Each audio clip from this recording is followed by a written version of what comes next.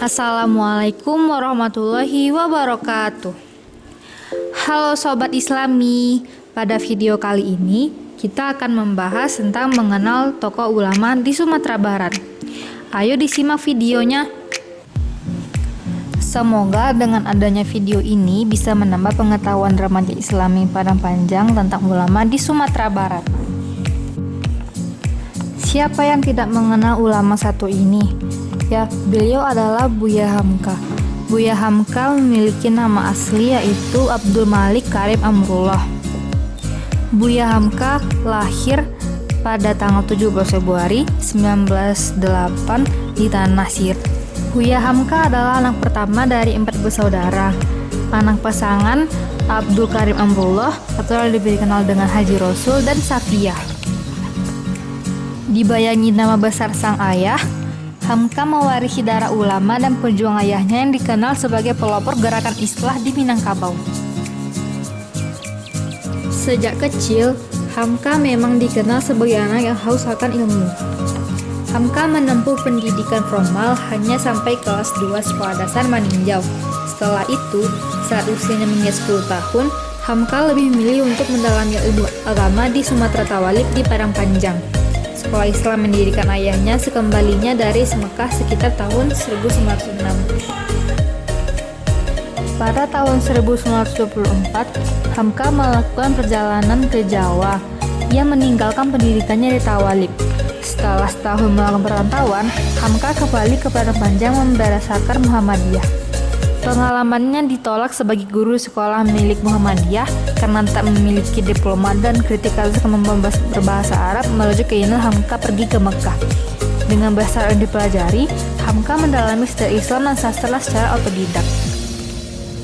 Selain sebagai ulama, Hamka juga menekuni bidang jurnalistik dengan berkarya sebagai wartawan, penulis, editor, dan penerbit sejak awal tahun 1920-an. Ia tercatat pernah menjadi wartawan berbagai surat kabar yaitu Pelita Andalas, Seruan Islam, Bintang Islam, dan Seruan Muhammadiyah. Selain itu, Hamka juga menerbitkan banyak sekali karya terkenal sampai sekarang.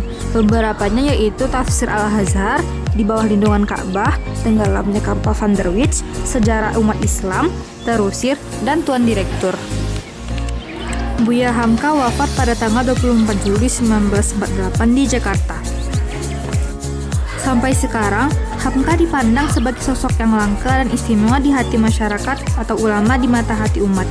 Semua itu tidak dicapai jika hanya dengan ilmu, gelar akademik, atau popularitas. Hingga pemerintah menyematkan bintang Mahaputra Utama secara anumerta pada Hamka. Dan sejak tahun 2011, juga Hamka ditetapkan sebagai pahlawan nasional. Tokoh yang kedua yaitu Syekh Ahmad Khatib Al-Minangkabawi. Syekh Ahmad Khatib dikenal sebagai orang pertama non-Arab yang menjadi imam besar di Masjidil Haram. Syekh Ahmad Khatib lahir pada hari Senin 6 Zulhijjah 1276. Pada tahun 1287 Hijriah, Syekh Ahmad Khatib kecil. Setelah rangkaian ibadah haji selesai ditunaikan, Abdullah kembali ke Sumatera Barat sementara Ahmad tetap tinggal di Mekah untuk menyelesaikan hafal Al-Qurannya dan menuntut ilmu dari para ulama-ulama Mekah, terutama yang mengajar di Masjidil Haram. Kebiasaan Syekh Ahmad Khatib Al-Minangkawi di Mekah adalah sering mengunjungi toko buku milik Muhammad Salih Al-Qurdi yang terletak di dekat Masjidil Haram untuk membeli kitab-kitab yang dibutuhkan atau sekedar membaca buku saja jika belum memiliki uang untuk membelinya. Kealiman Syekh Ahmad Khatib Al-Minangkabawi dibuktikan dengan diangkatnya ia menjadi imam dan khatib sekaligus staf mengajar di Masjidil Haram. Jabatan sebagai imam dan khatib bukanlah jabatan yang mudah diperoleh. Jabatan ini hanya diperuntukkan orang-orang yang memiliki ilmu yang tinggi. Mengenai sebab pengangkatan Syekh Ahmad Khatib Al-Minangkabawi menjadi imam dan khatib, ada dua riwayat yang berbeda. Riwayat pertama dibawakan oleh Umar Abdul Jabbar dalam kamus tarajimnya Syiar wa Tarajim, mencatat bahwa jabatan imam dan khatib diperoleh Syekh Ahmad Khatib Al-Minangkabawi berkat permintaan Salih Al-Qurdi, sang mertua. Sedangkan riwayat kedua dibawakan oleh Hamka rahimahullah dalam Ayahku. Ustaz Hamka menyebutkan cerita Abdul Hamid bin Ahmad Al-Khatib suatu ketika dalam sebuah salat jamaah yang diimami langsung Syarif Aun-Nur Rafiq. Di tengah sholat, ternyata ada bacaan imam yang salah. Mengetahui itu, Syekh Ahmad Khatib Al-Minangkabawi yang ketika itu juga menjadi makmum dengan beraninya membatalkan bacaan imam. Setelah usai sholat, Syarif Aun-Nur Rafiq bertanya siapa gerangan yang telah menang bacaannya tadi. Lalu ditunjuknya Syekh Ahmad Khatib Al-Minangkabawi yang tak lain adalah menantu sahabat karibnya, Sholih Al-Qurdi, yang terdengar yang kesolehan dan kejelasan itu. Akhirnya, Syarif Aun-Nur Rafiq mengangkat Syekh Ahmad Khatib Al-Minangkabawi sebagai imam dan khatib Masjid Al-Haram dan mazhab Syafi'i. Di antaranya adalah Kiai Haji Ahmad Dahlan, Kiai Haji Hasyim Asy'ari, Syekh Abdul Karim Amrullah, Syekh Ibrahim Musa Parabe, Syekh Jamil Jaho, dan lain-lain.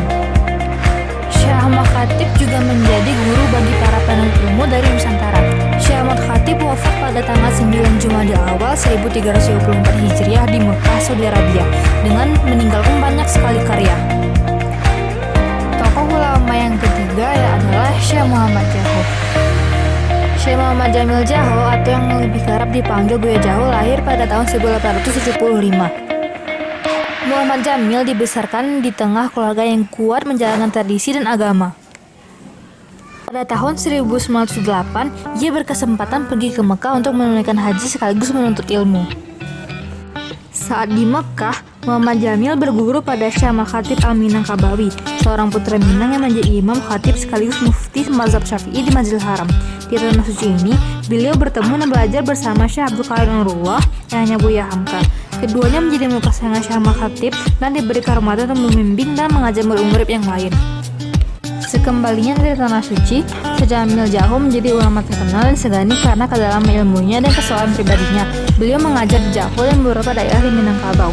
Pada tahun 1922, bersama Syekh Sulaiman Ar-Rusuli dan Syekh Abdul Karim Amrullah, beliau mendirikan pesantren ulama Minangkabau dan perguruan Islam Tawalib.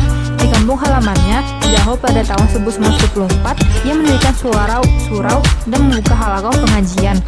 Halaqah yang didirikannya ini kelak berkembang menjadi Madrasah Tarbiyah Islami Jaho. Selain aktif mengajar dan berdakwah, semasa hidupnya, Syekh Muhammad Jamil Jaho juga gemar menulis. Tokoh yang keempat yaitu Rahmah El-Yunusiyah. Rahmah El-Yunusiyah adalah seorang reformator pendidikan Islam dan pejuang kemerdekaan. Ia merupakan pendiri Diniyah Putri, perguruan yang saat ini meliputi taman kanak-kanak hingga sekolah tinggi. Rahmah El-Yunusiyah adalah sosok pahlawan pejuang pendidikan bagi kaumnya, yaitu kaum wanita. Rahmah El-Yunusiyah adalah wanita pertama yang diberi gelar Syekhah oleh Universitas Al-Azhar. Rahmah El-Yunusiyah berjasa untuk kemerdekaan Indonesia. Ia adalah pelopor berdirinya TKR dan menyediakan dapur asrama untuk keperluan pejuang merebut kemerdekaan. Atas jasanya tersebut, ia diberi tanda kehormatan Bintang Mahaputra Adi Pradana pada tanggal 13 Agustus 2013. Tokoh yang kelima yaitu Tuanku Imam Bonjol. Tuanku Imam Bonjol adalah salah seorang tokoh ulama, pemimpin dan penjuang yang berperang melawan Belanda dalam suatu peperangan yang dikenal dengan nama Perang Paderi pada tahun 1803 sampai 1837. Nama Tuanku Imam Bonjol dikenal sebagai pemuka agama Islam dengan pribadi yang santun. Sosok Tuanku Imam Bonjol hingga kini tidak bisa terlepas dari kaum Paderi. Kaum Paderi merupakan sebutan yang diberikan kepada sekelompok masyarakat pendukung utama penegakan syiar agama dalam tatanan masyarakat. Orang Paderi muncul sebagai sarana kaum Paderi dalam menantang perbuatan-perbuatan yang marak waktu itu di kalangan masyarakat yang dilindungi oleh para penguasa. Pahlawanannya adalah pemerintah Indonesia yang mewakili rakyat Indonesia pada umumnya. Tuanku Imam Bonjol diangkat sebagai pahlawan nasional Indonesia sejak tanggal 6 November 1973. Sekian video pembelajarannya. Maaf atas segala kekurangan. Terima kasih.